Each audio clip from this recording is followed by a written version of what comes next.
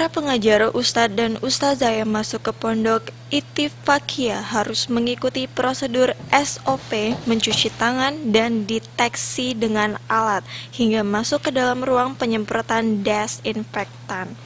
Bahkan, bawaan akan masuk ke pondok pesantren ini pun harus dijemur matahari terlebih dahulu untuk masuk ke pondok pesantren Ittifaqiyah Indralaya. Sebanyak 3.000 santri di Pondok Pesantren Ittifaqiyah Indralaya dikarantina dalam lingkungan pondok pesantren. Mereka melakukan seluruh aktivitas di dalam pondok pesantren ini guna menanggulangi dan memutus rantai virus COVID-19 atau corona.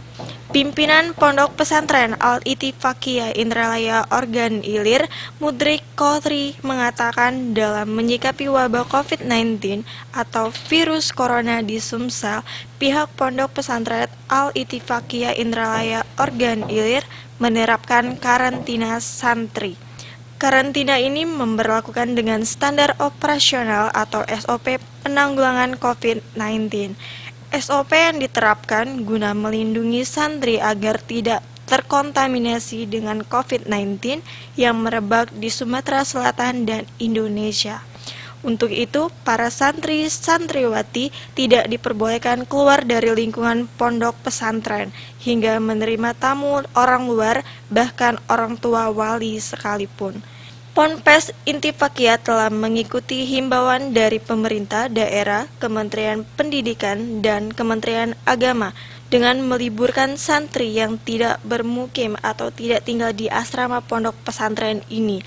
Bahkan pihak pondok pesantren membentuk Satgas Penanganan COVID-19 di lingkungan pondok pesantren. Wabah COVID-19, SOP yang dianjurkan oleh pemerintah semuanya kita laksanakan.